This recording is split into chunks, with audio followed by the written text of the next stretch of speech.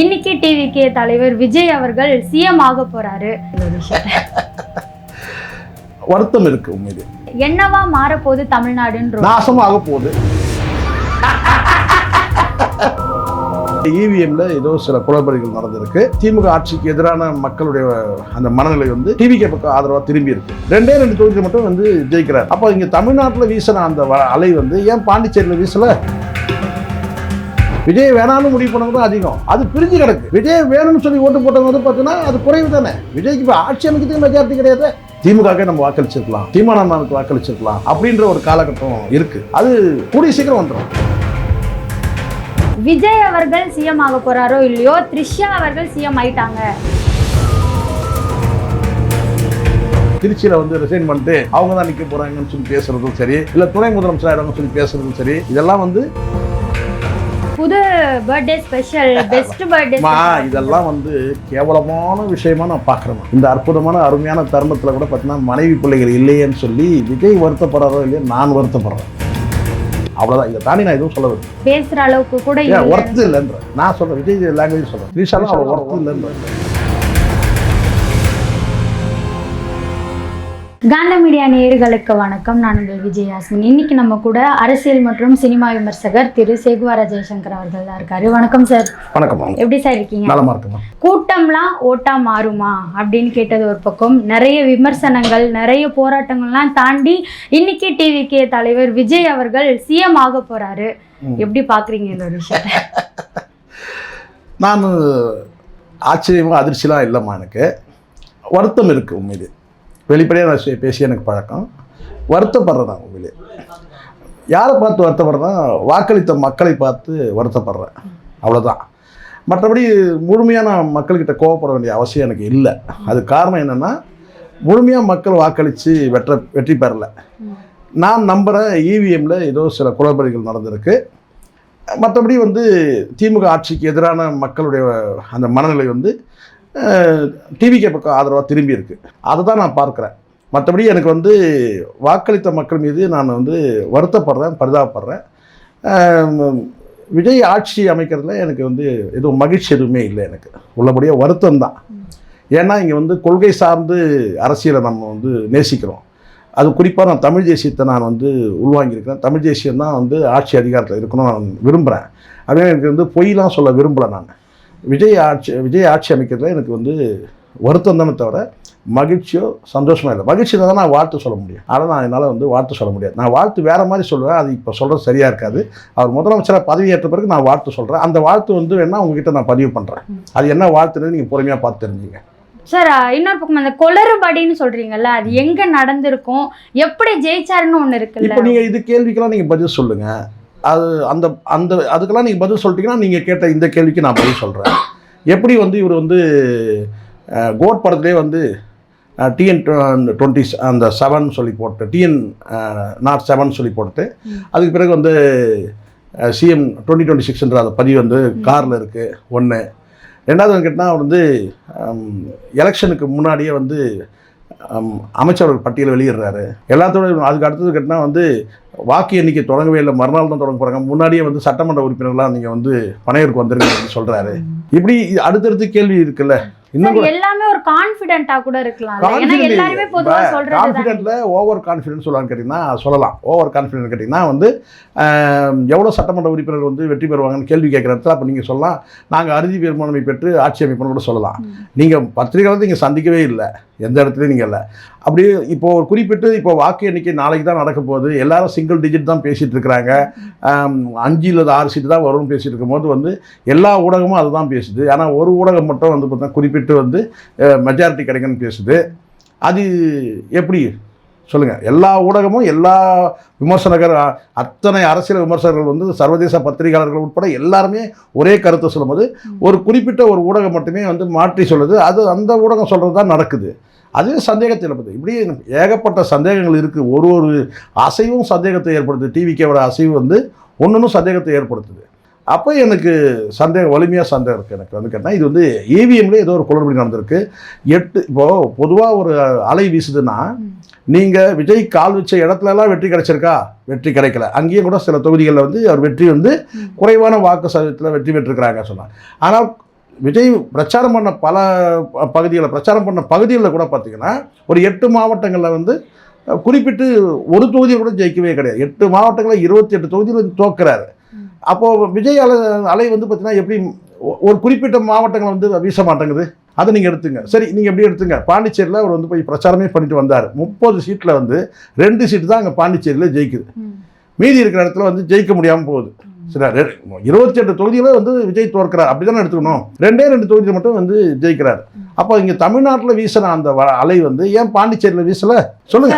உங்களுக்கு இவ்வளவு கேள்வி இருந்தாலும் அவரை வந்து ஆட்சி அமையறதுக்கு முன்னாடி வந்து வரைக்குமே விஜய் வரமாட்டாரு, விஜய்க்கு அந்த சான்ஸே கிடையாது. இப்போ நான் சொன்ன மாதிரிதான் கூட்டம்லாம் ஓட்டா மாறாது, சினிமாக்காரெல்லாம் வந்துருவான்ற இருந்துச்சு. இப்போ வந்ததுக்கு அப்புறமா இல்ல இது இல்ல நான் இப்போ கூட நான் சொல்றேன் கேட்டேன். இப்போ எங்க வந்துட்டாருன்னு நீங்க நினைக்கிறீங்க? விஜய் எங்கே வந்துட்டார்?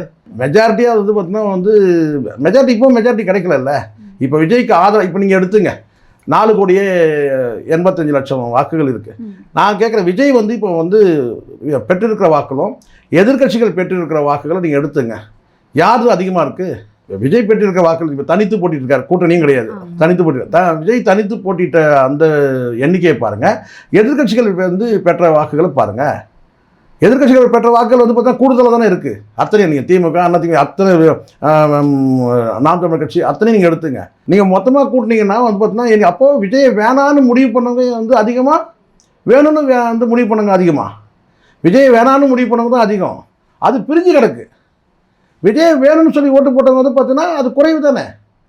அப்போ இந்த இடத்துல எப்படி வந்து பார்த்தீங்கன்னா மெஜாரிட்டி தானே இங்கே எல்லாமே. விஜய்க்கு இப்போ ஆட்சி அமைக்கிறதுக்கு மெஜாரிட்டி கிடையாது. இப்போ விஜய் வந்து பார்த்தீங்கன்னா மற்ற கட்சிகளை பிச்சை தானே எடுத்துகிட்டு இருக்கிறாரு எம்எல்ஏக்கள் கேட்டு. இதெல்லாம் உண்மை. கஷ்டமாக இருக்குது அதெல்லாம் சொன்னால். விஜய்க்கு இப்போ தனிப்பெரும்பான்மை கிடைக்கல. இருக்கிற கட்சியில் நீங்கள் கூடுதலாக கூட நீங்கள் வாங்கிடுங்க. இப்போ நான் கேட்குறேன், விஜய் வந்து 33 மார்க் வந்து வாங்கியிருக்கிறாங்க டிஎம்கேல. ஏடிஎம்கேல 30 வாக்குகள் வாங்கியிருக்காங்க. நீங்கள் 34 மார்க் வாங்கியிருக்கீங்க. அவ்வளோதான் வித்தியாசம். அப்போ நீங்கள் ஃபெயில் மார்க் தானே. இங்கே எல்லாருமே ஃபெயில் மார்க். புரியுங்களா? இதில் நீங்கள் 34 மார்க் வாங்கியிருக்கீங்க. 32 மார்க் வந்து டிஎம்கே வாங்கியிருக்கு. 30 மார்க் வந்து பார்த்தீங்கன்னா அண்ணா டிஎம்கே. ஃபெயில் தானே சார். 33 மார்க் 30 மார்க்லையும் தாண்டி சிஎம்ன்ற ஒரு இடம் யார்? திருப்பி சிஎம்ன்றது எப்படி கேட்டா அதிமுக தயவுல தானே வராரு. இன்னொரு கட்சியில் இருக்க எம்எல்ஏக்கள் வந்து பார்த்தீங்கன்னா வந்து நீங்கள் யாரை சொன்னீங்க ஊழல் சக்தின்னு நீங்களே சொல்லுங்க. இப்போ அதிமுக வந்து உங்களுக்கு வந்து ஆதரவு அளிக்குது. அது ஊழல் சக்தி தானே. ஊழல் சக்தியோட துணையோட வந்து பார்த்தீங்கன்னா நீங்கள் வந்து சிஎம் ஆயிடுவீங்களா? நீங்கள் பேசியிருக்கூடாதுல்ல. எந்த கட்சிக்கு நீங்கள் வாக்களிக்க கூடாதுன்னு நீங்கள் பிரச்சாரம் பண்ணீங்களோ அந்த கட்சியோட ஆதரவோட தான் நீங்கள் வந்து முதலமைச்சர் ஆகுறீங்க. அப்போ ஊழல் சக்தி பரவாயில்லையா? அட்ஜஸ்ட் பண்ணிப்பீங்களா நீங்கள்? சார், நான் திரும்ப சொன்னது திமுக மட்டும்தான். திமுக மட்டுமே இல்லை, அண்ணா திமுகவும் சொன்னார். ஊழல் சக்தின்னு சொல்லலையா? இவங்க தீய சக்தி, அவங்க ஊழல் சக்தின்னு சொல்லலையா? அப்போ அந்த ஊழல் சக்திகிட்ட தானே இப்போ போய் வந்து புஷியானந்த் பேச்சுவார்த்தை நடத்துறாரு. அப்போ ஊழல் சக்தியோட நீங்கள் வந்து ஆதரவோட நீங்கள் வந்து சிஎம் ஆகுறீங்க. அவ்வளோதானே? சொல்லுங்க, எப்படி கரெக்டாகும்? சரி, ஓகே சார். எல்லாத்தையும் தாண்டி வந்துட்டாரு. என்னவா மாறப்போகுது தமிழ்நாடுன்ற? நாசமாக போகுது. நாசமாக போகுது. அது அறிகுறி தான் நம்ம பார்த்துட்டு ஆரம்பமே களை கட்டுறது இல்லை. பட்டாக்கத்தி வச்சு வந்து கேக் வெட்டுறது பார்த்துன்னு தானே இருக்கிறோம். இன்னும் வெடி வெடிச்சது, பொண்ணை தூக்கிட்டு போகிறது எல்லாம் நடக்கும். இன்னும் பொறுத்துருங்க. இப்போ தானே ஆரம்பம். இன்னும் முதலமைச்சராக ஆகலையே. அதுக்கப்புறம் பிள்ளையார் சொல்லி போடுறதுலாம் இருக்குது. இன்னும் நிறைய இருக்குது. பார்க்க தானே போகிறோம். எல்லாத்தையும் எல்லா அட்டகாசமும் எல்லா அட்டவையும் பார்க்க தான் மக்கள்கிட்ட ஒரு அமைதி இருக்குது. அதனால தான் ஐயோ நம்ம எக்கு தப்பாக எதையோ ஒன்று வேணான்னு சொல்லிட்டு எதையோ ஒன்று பண்ணிட்டோமோ. ஒருத்தன் எங்கள் ஊரில் கிராமத்தில் ஒருத்தர் இருக்கான், தப்பாக எடுத்துக்காதீங்க சொல்கிறேன்ட்டு. அவன் என்ன பண்ணால் என் கண்ணு முன்னாடி நடந்த விஷயம் சொல்கிறேன். மழை பெஞ்சு லேசான சகதி இருக்குது. அப்போ அந்த சேத்துல கால் வச்சிடக்கூடாதுன்றதுக்காக என்ன செய்ய கேட்டேன்னா, புற்கள் இருக்கிற பகுதியில் வந்து நான் செஞ்சேன். இங்கே காலை வச்சு அங்கே காலை வச்சு இங்கே கழிச்சு ஒரு கால்வாய் வந்து ஓட மாதிரி போகுது சின்னதாக. அதில் வந்து சேறு பற்றக்கூடாதுன்னு சொல்லிட்டு அங்கே காலை வச்சு இங்கே காலை வச்சுன்னு கேட்டால் ஒரு ஜம்ப் பண்ண பாருங்க. அந்த இடத்துல யாரோ வந்து பார்த்தீங்கன்னா வந்து காலை கடனை முடிச்சுட்டு போயிருக்கான். அங்கே போய் காலை வச்சுட்டான் பச்சக்குன்னு. அதுக்கப்புறம் என்ன செஞ்சான், அந்த காலை கழுவுறதுக்கு வேறு வழி இல்லாமல் என்ன செஞ்சான், தண்ணி வேணும்ல கழுவுறதுக்கு. அப்புறம் என்ன செஞ்சான், அந்த சேறு சகதியிலே வந்து என்ன செஞ்சான், அந்த காலில் பட்ட அந்த மலத்தை வந்து கழுவுறதுக்கு என்ன செஞ்சான், அந்த சேறு சகதி இருக்கு பாருங்க, அதில் வந்து காலை வச்சு என்ன செஞ்சான், அந்த காலில் பட்ட அந்த அசிங்கமெல்லாம் போயிடுச்சு. ஆனால் கால் வந்து சேராயிடுச்சு. இப்போ விஜய் கிடைச்சா நிலைமை அப்படிதான். அவன் நிலைமை தான் நினச்சி பார்க்குறேன். இப்போ இன்னும் ஆட்சியிலேயே உட்காரல. அதுக்கு முன்னாடியே டிவிகேவோட வட்ட செயலாளர் ஒரு சிறுமியை பாலியல் வன்கொடுமை பண்ணியிருக்காரு. அவரை வந்து அரெஸ்ட் பண்ணிருக்காங்க. உள்ளபடியே நான் வருத்தப்படுறேன். இந்த இடத்துல சீமான் போன்ற தலைவர்கள்னா இந்த பச்சை மட்டை பிச்சிக்கும். இது சீமான் போன்ற தலைவர்கள் வந்து பார்த்திங்கன்னா ஒரு வழிகாட்டக்கூடிய தலைவர்கள் இருந்தாங்கன்னா பயம் இருக்கும். ஐயோ தலைவர்லாம் தப்பு பண்ணணும்னு நினைக்க மாட்டான். நான் தமிழ் அப்படிப்பட்ட ஆட்கள் கிடையாது. அப்படி யாராவது ஒரு நினைச்சாங்கன்னா ஐயோ தலைவரத்தை பட்டே பிச்சு எடுத்துருவாருன்ற அந்த பயம் இருக்கும். தலைமை மீது பயம் இருக்கும். இப்போ ஜெயலலிதா கூட இருந்தாங்கம்மா, பயம் இருந்துச்சு. 2வது திரும்ப தனிப்பட்ட வாழ்க்கைன்னு சொன்னார், தூக்கி அடித்தாங்க செங்கோட்டையனை. இது செங்கோட்டையன் மீது ஒரு குற்றச்சாட்டு வருது. அப்போ செங்கோட்டையன் சொன்னார் இது என் தனிப்பட்ட வாழ்க்கைன்னு சொல்கிறாரு. அப்படியா தனிப்பட்ட வாழ்க்கைன்னு சொல்லிட்டு உடனே என்ன செஞ்சாங்கன்னா பொறுப்புலேருந்து விடுவிச்சிட்டாங்க. டோட்டல் அமைச்சர் பதவி நீக்கிட்டாங்க, பொறுப்புலேருந்து விடுவிச்சிட்டாங்க. அந்த மாதிரி வந்து இங்கே வந்து கிடையாது. இப்போ இது யார் நடவடிக்கை எடுப்பாங்க நீங்கள் சொல்லுங்கள். இப்போ நீங்கள் சொல்கிறது வந்து காலையிலேருந்து பேசும்போது ஆகிட்டு இருக்குமா? யார் நடவடிக்கை எடுப்பாங்க? யார்கிட்ட போய் முறையிட முடியும்? நேற்றைய தினம் ஒருத்தர் வந்து எனக்கு ஃபோன் பண்ணுறாரு, ஒரு தம்பி ஃபோன் பண்ணுறாரு. அண்ணா நான் வந்து பார்த்தீங்கன்னா வந்து திருபுவனத்தில் இருக்கிற ஒரு எம்எல்ஏ வந்து நிற்கிற ஒருத்தர் வந்து என்கிட்ட வந்து பணம் மோசடி பண்ணிட்டாரு, 85 லட்சம் மோசடி பண்ணிட்டாரு அப்படின்னு சொல்லும்போது கேட்டேன்னா ஒரே வார்த்தை சொல்கிறேன். இப்போ யார் எனக்கு இந்த என் நம்பர் உங்களுக்கு கொடுத்ததுன்னு கேட்டேன். அப்போ ஒருத்தர் சொல்கிறாரு, ஒரு குறிப்பிட்ட ஒரு நபர் பிரபலமானவர், அவர் வந்து பார்த்தீங்கன்னா ஊடகத்தில் இருக்கிறவர் தான், சினிமாவில் இருக்கிறவர் தான். அவர் பேர் சொன்னார். அவர் என் நம்பர் உங்கள்கிட்ட கொடுத்துருக்கூடாது, பட் இப்போ என்ன வேணும் உங்களுக்குன்னு கேட்டேன். அவர் வந்து என்ன சொன்னார், அந்த பணத்தை வாங்கினேன்னா அது சம்மந்தமாக பேசணும், மீடியாவில் வந்து பேசணும். யார் பேசணும்னு கேட்டாங்க. நான் பேச மாட்டேன் சொல்லிட்டேன். ஏன் பேசணும்னா உள்ளபடியே இப்போ நான் அதை பேசணும்னா இதை நான் உட்காந்து பஞ்சாயத்து பண்ணுற மாதிரி ஆயிடும். நீங்கள் எதுக்கு 85 லட்சம் கொடுத்து வாங்கினேன்? முதல் கேள்வி தான். எதுக்கு 85 லட்ச ரூபா கொடுத்து நீ வாங்கினேன்? எதுக்குன்னா சீட்டு வாங்கி தர சொல்லுங்கள். எதுக்கு சீட்டு வாங்கினேன்? 85 லட்ச ரூபா கொடுத்து சீட்டு எதுக்கு வாங்கணும் நீ? அப்போ எப்படி நீ நேர்மையாக இருப்ப? அடுத்த கேள்வி சொல்லுங்கள், நீங்கள் எப்படி நேர்மையாக இருப்ப? சீட்டே நீ 85 லட்ச ரூபா கொடுத்து நீ வாங்குற எம்எல்ஏ சீட்டுக்காக நான் வந்து சீட்டுக்காக பணம் கொடுத்தோன்னு சொன்னால் எதுக்கு நீ 85 லட்ச ரூபா கொடுத்து சீட்டு வாங்குற? அப்போ நீ ஜெயிச்சுனா என்ன பண்ணியிருப்பேன்? நான் அந்த கட்ட பஞ்சாயத்துலாம் பண்ண முடியாது, போன வை பண்ணிட்டேன். அந்த வேலை எனக்கு கிடையாது. உண்மையிலேயே ஒருத்தர் அவளை வந்து பாதிக்கப்பட்டிருக்கிறாங்க, ஒரு கஷ்டம் உண்மையிலே இருந்தால் அது பேசலாம். ஆனால் இது வந்து நீ கொழுத்து போய் நீ வந்து ஒரு மக்களை கொள்ளடிக்கிறதுக்காக நீ வந்து அங்கே வந்து நீ வந்து பர்ச்சேஸ் பண்ண பார்த்துருக்க. ஒன்று ஆஃப் அடிச்சிட்டான் அவன். இந்த சப்ஜெக்ட் நான் பேச முடியாது தமிழ். இது மாதிரி நிறைய நடக்கும் தங்கச்சி, நிறைய இனிமேல் தானே பார்க்க போகிறீங்க. நீங்கள் தானே எல்லாம் ஓட்டு போட்டீங்க விஜய் அண்ணா. பாருங்கள், இன்னும் பொறுத்து நீங்களே திருப்பி சொல்லுவீங்க. என்ன கேட்டால் நம்ம சீமான் அண்ணாவுக்கு நம்ம வாக்களிச்சிருக்கலாம், திமுகவுக்கே நம்ம வாக்களிச்சிருக்கலாம், சீமான் அண்ணாவுக்கு வாக்களிச்சிருக்கலாம் அப்படின்ற ஒரு காலகட்டம் இருக்குது. அது கூடிய சீக்கிரம் வந்துடும். ரொம்ப நாளாக வெயிட் பண்ணாதீங்க. ஆட்சி அமைக்கிறதுக்கு 2 வார காலம் அவகாசம் கேட்டிருக்காரு. ஆட்சி கவிழ்றதுக்கு 2 மாதம் போதும். பொறுத்து பாருங்க என்ன நடக்குதுன்னு. ஆனால் சார் இதுக்கு முன்னாடி வரைக்குமே ஏதாச்சும் ஒரு விஷயம் நடந்தாலே டிவிக்கே வரக்கூடாதுன்னு இப்படி பண்ணுறாங்க அப்படின்னு சொல்லியிருந்தாங்க. இப்போ இந்த ஒரு விஷயத்தையே அப்படின்னா இதையும் டிவிக்கேவை அழிக்கிறதுக்காக தான் பண்ணுறாங்க. ஒவ்வொரு காலகட்டத்தில் தான் ஒரு பிரச்சாரம் வந்து எடுபடும். இந்த பிரச்சாரம் நீங்கள் நினைக்கிறீங்களா? அப்படிலாம் கிடையாது. நீங்கள் ஒரு பிம்பத்தை கட்டமைக்கிறீங்க. அவ்வளோ பிம்பம் கட்டமைச்சு கூட உங்களால் மெஜாரிட்டி அடிக்க முடியல. ஊடகங்களை உங்களுக்காக கோடி கணக்கில் கொடுத்து பேச வச்சிங்க. யூடியூப்பில் தனியாக தொடங்கி வந்து பார்த்தீங்கன்னா ஓவர் ரைட்டில் இது பண்ணீங்க. பல பேருக்கு ஆஃபீஸை போட்டு கொடுத்தீங்க. இரவு பகலாக என்னென்னமோ பண்ணீங்க. எவ்வளோ சதிகள் எல்லாம் பண்ணீங்க. உங்களுக்காக பல வந்து கார்பரேட் முதலாளிகள் வேலை செஞ்சாங்க. பல கட்சியில் இருக்கிற வியூக அமைப்பாளர்லாம் வந்து பார்த்தீங்கன்னா வந்து புரோக்கர் வேலை செஞ்சான். எல்லாம் பண்ணி உங்களால் என்ன பண்ண முடிஞ்சுது? மெஜாரிட்டி கிடைக்கல. இன்னும் பிச்சை எடுத்து தானே இருக்கிறீங்க. எம்எல்ஏக்காக கிடைக்கலையா? கூட உங்களை ஏற்றுக்கலையே, ஃபுல்லாக ஏற்றுக்கலையே. பாஜகவோட தயவில் தான் இன்றைக்கி நீங்கள் வந்து நேர் முதல்வர் கிட்டத்தட்ட பாஜக தான். அப்போ உங்கள் திமுகவை வீழ்த்துவதற்காக உங்களை ரெடி பண்ணாங்க. எந்த ஒரு சப்போர்ட்டுமே இல்லாம தானே வந்திருக்காங்க. நீங்க நினைக்கிறது மறைமுகம் உங்களுக்கு தெரிஞ்சது தான் பண்ணுங்க. மறைமுகமாக சப்போர்ட் இருக்கு, இல்லாமலாம் கிடையாது. மறைமுக சப்போர்ட் இருக்கு. யார் இல்லைன்னு சொன்னது? யார் சொன்னாங்க மறைமுக சப்போர்ட் இல்லைன்னு யார் சொன்னது? திரைமுறையில் இன்றைக்கி வந்து பார்த்தீங்கன்னா காங்கிரஸ் வரிஞ்சு கட்டிட்டு ஓடி வருது சப்போர்ட் பண்ணுறதுக்கு. பிஜேபி மறைமுகமாக இப்போ நான் வந்து எடப்பாடி பழனிசாமி சுயமாக முடிவு எடுத்துட்டு வரா. மத்தியில் இருக்கிற ஆளுங்கட்சி வந்து பார்த்தீங்கன்னா சிக்னல் கொடுத்தா தான் இவர் சப்போர்ட்டே பண்ண முடியாது. என்ன நடக்குதுன்றது பொறுத்து வந்து பார்ப்போம். ஆனால் விஜய் வந்து டிரைவ் பண்ணக்கூடியது வந்து கண்டிப்பாக வந்து பிஜேபி தான் பண்ணும். நேரடியாக பண்ணாலும் மறைமுகமாக பண்ணுவாங்க. பாருங்க நடக்குது பாருங்க. சார் என்னதான் மறைமுக சப்போர்ட் இருந்தாலும் விஜய் ஜெயிச்சதுக்கு காரணம் மக்கள் தானே. மக்கள் சைட்ல இருந்து மக்கள், நான் திரும்ப சொல்றேன், முழுமையாக மக்கள் வாக்களித்து வெற்றி பெறலை. ஒரு 30% வாக்களிச்சாங்க. மீதி இருக்க 70% கேட்டால் ஒரு 20% கேட்டால் மாற்றம் வேணும்னு சொல்லி வாக்களிச்சாங்க. மீதி இருக்க 50% கேட்டால் வாக்குகள் வந்து இவிஎம்ல மாறி இருக்கு. அவ்வளோதான். முழுமையாக வந்து மக்கள் அப்படியெல்லாம் பண்ணி கூட உங்களுக்கு வந்து மெஜாரிட்டி வரல. பாருங்க, இவ்வளோ செஞ்சு மெஜாரிட்டி வரல. அவ்வளோதான். இவ்வளோ பேர் அவரை நம்பி வாக்களிச்சிருக்காங்க. அவங்களுக்காக ஏதாச்சும் ஒரு முடிவு எடுப்பாரா? என்ன முடிவு எடுப்பாரு அப்படின்னு சொல்லி என்ன முடிவு எடுப்பாரு சொல்லுங்க. என்ன முடிவு எடுப்பாரு? நீங்க நினைச்ச மாதிரி மாறக்கூட வாய்ப்பு இருக்கு. என்ன மாற முடியும்? என்ன மாற முடியும் அவரால்? ஒன்றுமே பண்ண முடியாது. இவர் திட்டங்கள் ஏதாவது செய்ய போகிறாரா? ஒன்றும் கிடையாது. நாளைக்கு டாஸ்மாக மூடிடுவாரா? என்ன செய்ய போகிறாரு? என்ன மாற்றம் இருக்க போகுது? இவர் சொன்ன ஸ்கீம் எதுக்குமே பணம் கிடையாது. 6 சிலிண்டர் கொடுத்துட முடியுமா சொல்லுங்கள்? எதுவுமே இவர் திட்டங்களால் எதுவுமே நிறைவு செய்ய முடியாது. இது 2000 ரூபா அக்கௌண்ட்டில் போட்டாகணுமா? நீங்கள் தான் சொன்னீங்க. அது நடக்குமா? வாய்ப்புகள் இருக்குல்ல. வாய்ப்பு என்ன வாய்ப்பு? எப்படி வாய்ப்பு? எங்கேருந்து வரும் பணம் வேணும் இல்லைம்மா ஆட்சி நிர்வாகம் பண்ணுறதுக்கு. அதனால் இதெல்லாம் ஒரு 6 மாதம் பொறுத்துப்பாங்க. நீங்கள் எல்லாத்துக்கும் திமுக சொல்லலாம், அவங்க கஜானா காலி பண்ணிட்டாங்க, அதை பண்ணிட்டாங்க, இதை பண்ணிட்டாங்க. கடந்த காலத்தில் எல்லாம் சொல்லுவாங்க தான், கஜானா காலி அப்படின்னு சொல்லுவாங்க. ஒரு 6 மாதம் தாக்கு பிடிக்கலாம். 1 வருஷத்துக்கு தாக்கு பிடிக்க முடியுமா சொல்லுங்கள்? அந்த 6 மாதத்துக்குள்ளே ஏகப்பட்ட குளறுபடிகள் நடக்கும். சார் நீங்க சொன்ன மாதிரி இப்போ டிஎம்கேவா இருந்தா கொள்ளையடிச்சு, ஏடிஎம்கேவா இருந்தா கொள்ளையடிச்சு நான் பணம் தர மாட்டேன்னு விஜய் சொல்லிட்டாரு.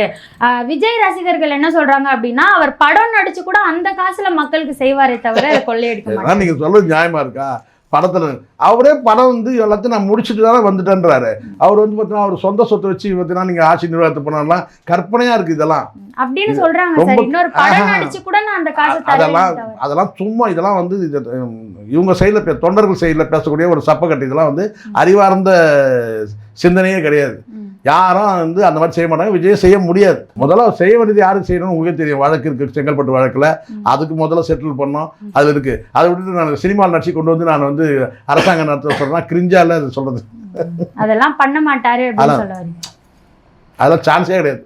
ஓகே சார், இது ஒரு பக்கம் போனாலும் இன்னொரு பக்கம் விஜய் அவர்கள் சிஎம் ஆக போறாரோ இல்லையோ, த்ரிஷா அவர்கள் சிஎம் ஆயிட்டாங்க அப்படின்ற ஒரு பேர் அப்படின்னு நீங்க தான் ஊடகத்துல தான் பேசுறீங்க. அவங்க ஏதோ வந்து ஜெயிச்சுட்டாரு, வாழ்த்து சொல்ல போறாங்க, அவ்வளவுதான். அவங்களுக்கு ஒரு முன்னுரிமை இருக்கிற நடிகை இல்லையா, அவங்களுக்கு ஒரு வந்து ஃபர்ஸ்ட் ப்ரெஃபரன்ஸ் சொல்லுவாங்கல்ல, அந்த முன்னுரிமையில போயிட்டு வந்து வாழ்த்து சொல்லியிருக்காங்க, அவ்வளவுதானே தவிர ஊடகங்கள்ல தான் அப்படி பேசுறாங்க. கேட்டால் திருச்சியில வந்து ரிசைன் பண்ணிட்டு அவங்க தான் நிற்க போறாங்கன்னு சொல்லி பேசுறதும் சரி, இல்லை துணை முதலமைச்சர் ஆயிடுவாங்கன்னு சொல்லி பேசுறதும் சரி, இதெல்லாம் வந்து ஊடகங்கள் தவிர எதுவும் இது வரைக்கும் நடக்கல. அப்படி நடந்தாலும் நம்ம ரொம்பலாம் அதிர்ச்சி அடைய தேவையில்லை.